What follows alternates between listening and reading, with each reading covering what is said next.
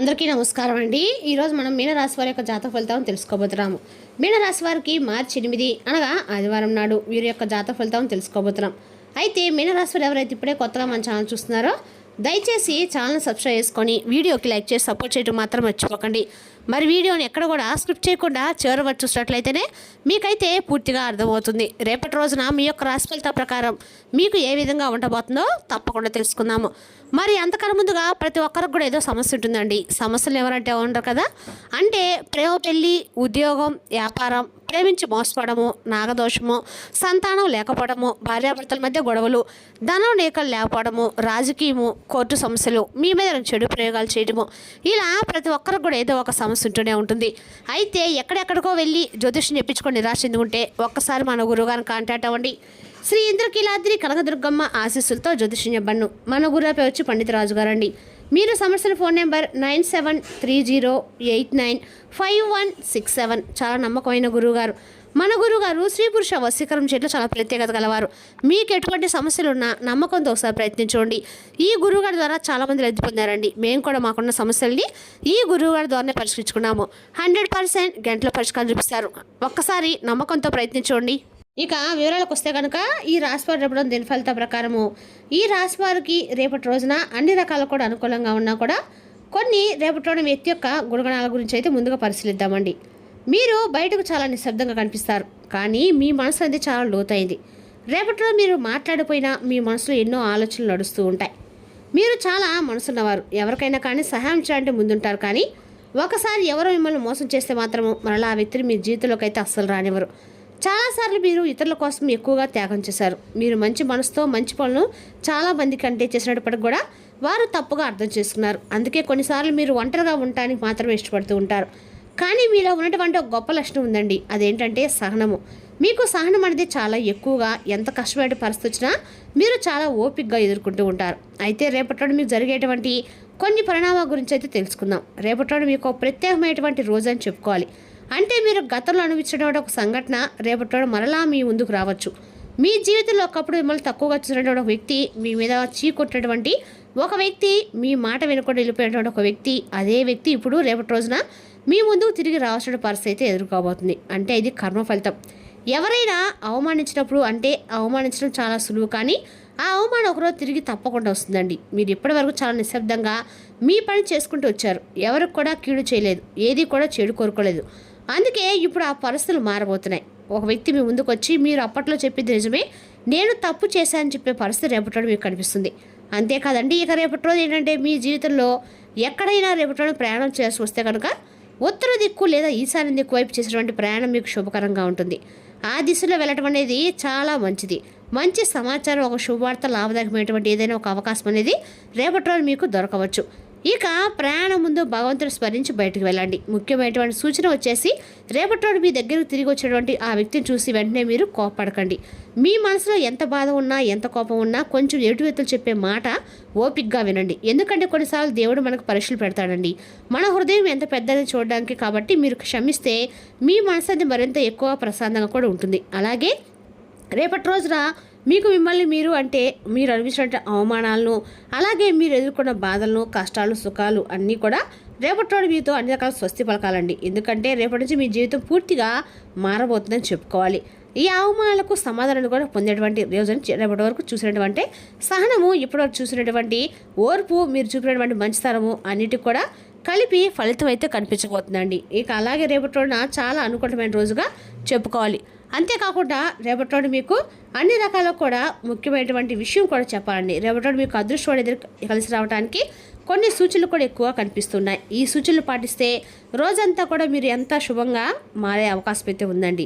ఇక రేపటి రోజు మీకు కలిసి వచ్చేటువంటి రంగు పసుపు, ఎరుపు. అలాగే రేపటి రోజున అన్ని రకాల మీకు శుభప్రదంగా ఉంటుంది. ఈ రంగుల దుస్తులు ధరించడం లేదా చిన్న వస్తువైనా ఈ రంగులో చిన్నప్పటికీ వస్తువు దగ్గర పెట్టుకోవడం వల్ల మీకు పనిలో ధైర్యం పెరుగుతుంది. అలాగే పనులు సులభంగా పూర్తయ్యే అవకాశం అయితే ఉంది. అన్ని రకాలు కూడా మీకు రేపటి రోజున కలిసి వచ్చేసి ఇంకొచ్చేసి రేపటి రోజు మీకు అన్న కూడా 9, 10 అండి. అలాగే మీకు కొన్ని సందర్భాల్లో సంకేతాలుగా ఇవి కనిపించవచ్చు. ఫోన్ నెంబర్, సమయము లేదా ఒక నిర్ణయము తీసుకునే సమయంలో కొన్ని సంఖ్యలు మీకు ధైర్యాన్ని ఇస్తాయి. ఇక రేపటి రోజున చీకుడు వ్యక్తి తిరిగి వచ్చే సూచనలు కూడా కనిపిస్తున్నాయి. ఇక ఈ రాశి వారికి ఒక ప్రత్యేకమైన పరిణామం కూడా ఉందండి. మీ జీవితంలో ఒకప్పుడు మిమ్మల్ని తక్కువగా చూసిన వ్యక్తి, మిమ్మల్ని అవమానించిన వ్యక్తి, మీ మాటని లెక్క చేయనటువంటి వ్యక్తి, ఆ వ్యక్తి కూడా మీ వరుసల వల్ల మీ దగ్గరికి రావాల్సిన పరిస్థితి ఏర్పడుతుంది. ఎందుకంటే చాలా కాలం ఇప్పుడు కాలం ఒకలా ఉండదు కదండి. మీరు అనుభవించిన బాధను భగవంతుడు చూస్తూ ఉన్నాడు. రేపటి ఆ వ్యక్తి మీతో మాట్లాడి మీ దగ్గరకు వచ్చి తన తప్పును ఒప్పుకోవాలని చెప్పి అనుకోవచ్చు. అందుకే కొన్నిసార్లు మీరు అనుకున్నట్టుగానే జరుగుతుందండి. మీరు ఎప్పుడో నిశ్శబ్దంగా వెళ్ళిపోయిన ఆ రోజు ఆ వ్యక్తి మరలా మీ ముందుకు రావడం జరగటం అనేది అసలు ఇంకా ఉండదని కూడా మీరు నమ్మినటువంటి రోజు అదంతా కూడా అబద్ధం అని చెప్పి భగవంతుడు తేల్చేస్తాడు. ఎందుకంటే మీరు అనవసరంగా అకారణంగా ఎవరిని వాళ్ళైనా కానీ బాధపడ్డారంటే ఖచ్చితంగా కాలం అనేది భగవంతుడు అనేవారు తిరిగి అంతకు ఎక్కువగా మిమ్మల్ని నిలబెట్టే దిశగా భగవంతుడు మీ చెయ్యి అందిస్తూ ఉంటాడనమాట. అంతేకాదండి, రేపటి రోజున మీ జీవితంలో ఏంటంటే శని ప్రభావం అనేది కూడా చాలా తక్కువగా కనిపిస్తుంది.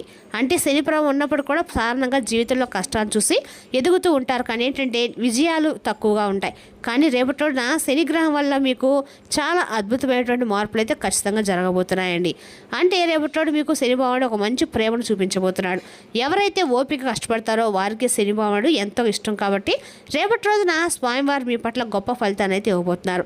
అయితే శని ప్రభావం వలన మీపై ఎక్కువ తగ్గడానికి రేపటి రోజున కొన్ని పరిహారాలు కూడా చేసుకోండి. రేపటి రోజున ఖచ్చితంగా కూడా ఆదివారం కాబట్టి మీ స్తోమత మేరకు ఆదివారం పేదలకు దాన ధర్మాలు చేయడం ద్వారా అన్ని రకాల కూడా మీకు అనుకూలంగా శని అనుకూలం అయితే ఖచ్చితంగా దక్కుతుందండి. అదేవిధంగా రేపటి రోజున ఈ రాశి వారికి అన్న కూడా సుబ్రహ్మణ్య స్వామి యొక్క ఆరాధన కూడా అన్న కూడా మేలు చేస్తుంది. రేపటి రోజున మీ వీళ్ళంత వరకు అన్నదానం చేయడానికి ప్రయత్నించండి. ఎక్కడైనా దగ్గరలో ఎక్కడ శివాలయం ఉంటే స్వామివారి దర్శనం చేసుకోండి.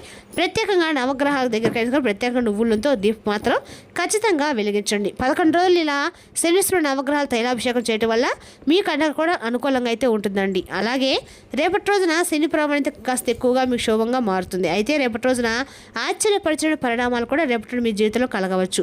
మీరు అవమానించిన వ్యక్తి, మిమ్మల్ని అవమానించిన వ్యక్తి కూడా మీ ముందుకు వచ్చి క్షమాపణలు వేడుకుంటారు. ఇక రేపటి రోజున మర్చిపోకండి, మీ సహనాన్ని, మీ గెలుపును తప్పకుండా భగవంతుడు చూస్తూనే ఉంటాడు.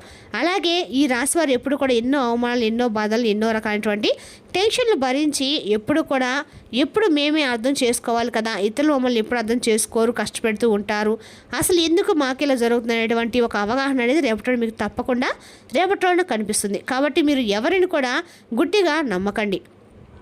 నమ్మినటువంటి వ్యక్తులు మిమ్మల్ని మోసం చేసినటువంటి ప్రమాదం కూడా చాలా ఎక్కువగానే ఉందండి. ఇంతవరకు పడినటువంటి బాధ ఒక ఎత్తు అయితే ఇప్పటి నుండి అనిపించినటువంటి సంతోషం అనేది ఇంకొక ఎత్తులో మీకు ఉంటుంది. మీరు ఎప్పటి నుండి భగవంతుడు ఏదో ఒక రూపంలో మిమ్మల్ని కొంచెం ప్రోత్సహించి మిమ్మల్ని బాధ పెట్టిన వారికి బుద్ధి చెప్పే విధంగా చేస్తాడు. ఇలా మీరైతే జాగ్రత్తగా ఉండాలి. ఆర్థికపరమైన వ్యవహారాల్లో రేపటి రోజున చాలా అద్భుతంగా మీకు ఉంటుంది. ఇంట్లో వారితో మీరు సంప్రదించి చక్కగా నిర్ణయాలు అయితే రేపటి రోజు మీరు ఖచ్చితంగా తీసుకుంటారు.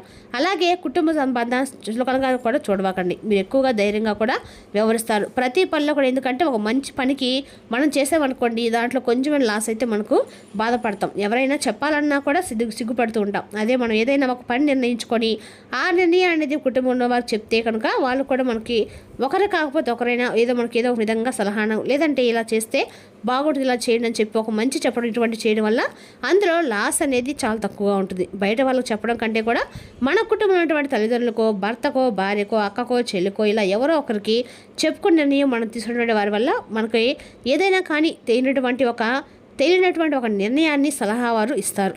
దానివల్ల మనకు ఎన్నో రకాల కూడా తెలియనటువంటి ఒక పాజిటివ్ ఎనర్జీ అనేది వస్తుందండి. రేపటి రోజున మీరు చేపట్టేటువంటి ప్రతి పని కూడా ఉన్నత శిఖరాన్ని చేరుకులా ఉంటుంది. మీ పరీక్షను పరీక్షిస్తాడు భగవంతుడు. అలాగే మీరు ఎవరనేది అంటే కొంతమంది వ్యక్తుల ద్వారా ఎవరనేది మిమ్మల్ని మోసం చేస్తుందని కూడా ఈజీగా కనిపెడతారు. అలాగే రేపటి రోజున మీరు ఎస్ అనేటువంటి పేరుతో ఉన్నటువంటి వ్యక్తితో కొంచెం జాగ్రత్తగా వ్యవహరించండి. అలాగే ఆ వ్యక్తి ఏంటంటే మిమ్మల్ని ఇదివరకు చీకొట్టు వెళ్ళిపోయినటువంటి వారు కావచ్చు, మరలా తిరిగి మీ దగ్గరకు తప్పైపోయిందని చెప్పి క్షమించమంటూ వారంతటా వారే తప్పకుండా మీ దగ్గరకు వస్తారు. అయితే ఆ వ్యక్తి మరెవరో కాదండి, మీకు సంబంధించినటువంటి దగ్గర బంధువులు కావచ్చు, లేదా కుటుంబ సభ్యులు, లేదంటే బంధువులు ఎవరైనా కానీ మీ అంతకు మించి పరిచయం ఉన్నటువంటి వ్యక్తులే కావచ్చు. మీ దగ్గర ఏదైనా తప్పు చేసి ఉండొచ్చు. అలా అప్పు తీసుకుని ఉండి వారికి అప్పులు ఇష్టం ఇవ్వడమో, లేదంటే డబ్బులకు సంబంధించినటువంటి, ఆస్తుకు సంబంధించినటువంటి ఇలా ఏదో ఒక విషయంలో మీరు వాళ్ళతో గొడవపడి చిన్నపాటి గొడవలు ఏర్పడము, మనస్పర్ధలు రావటము ఇలా జరిగి గతంలో ఉండవచ్చు. ఆ వ్యక్తులు మరలా మాకు సంబంధం లేదని చెప్పేసి చీకొట్టి మీ జీవితంలో నుండి వెళ్ళిపోయినటువంటి ఒక వ్యక్తి కావచ్చు. ఆ వ్యక్తి తిరిగి మరలా మీ విషయంలో తప్పు చేశామని చెప్పేసి మీ ముందుకు వచ్చి తప్పు అయిపోయిందని చెప్పేసి క్షమాపణలు కూడా వేడుకుంటారండి. మీ మంచితనాన్ని మీరు అర్థం చేసుకొని తిరిగి మరలా వారితో అయితే బాగా మాట్లాడండి. కానీ ఇంతకుముందు ఇచ్చినటువంటి సులువైతే అంత ఈజీగా కాదండి ఇవ్వకండి. ఎంత దూరంగా పెడితే అంత మంచిది. అంతే మాట్లాడుతూ అన్నట్లుగా ఉండండి. వాళ్ళని క్షమించి వదిలేయండి. అలాగే రేపటి రోజున మీ యొక్క ఉద్యోగపరంగా వ్యాపార పరంగా కూడా సానుకూలమైన మార్పులు అనేవి ఎక్కువ కనిపిస్తున్నాయి. ఇతర విషయాల్లో ఎక్కువ జోక్యం చేసుకోకండి. షూరిటీ సంతకాల విషయంలో జాగ్రత్తగా వ్యవహరించండి. అలాగే రేపటి రోజున మీకు అత్యంత శుభప్రదంగా అన్ని కూడా సుబ్రహ్మణ్య స్వామి యొక్క ఆరాధన ఎంతో మేలు చేస్తుందండి.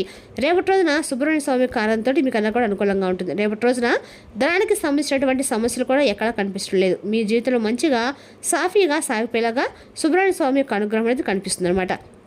కాబట్టి రేపటి రోజున మీకు అంత ఎక్కువగా ప్రతికూలతలు అయితే కనిపించడం లేదండి. అనుకూలంగా మార్చడానికి మాత్రం అన్ని రకాలు కూడా మీరు దైవనామస్మరణతో ప్రతికూలను అనుకూలంగా ఖచ్చితంగా మార్చుకోవచ్చండి. మరి రేపటి రోజు మాత్రము ఖచ్చితంగా కూడా ఆదివారం కాబట్టి మన ఇంట్లో ఎక్కడ చిన్నపిల్లలు ఉన్నట్లయితే కనుక వాళ్ళతో పొట్టులో పాలు పోయించడము, సుబ్రహ్మణ్య స్వామి ఆరాధన చేయడం అయితే మీకు అన్ని రకాలు కూడా మంచిదండి. మరి తెలిసిన కానీ రాశి యొక్క జాతక ఫలితాలను తిరిగి రేపటి మళ్ళీ కలుసుకుందాం. Thank you for watching.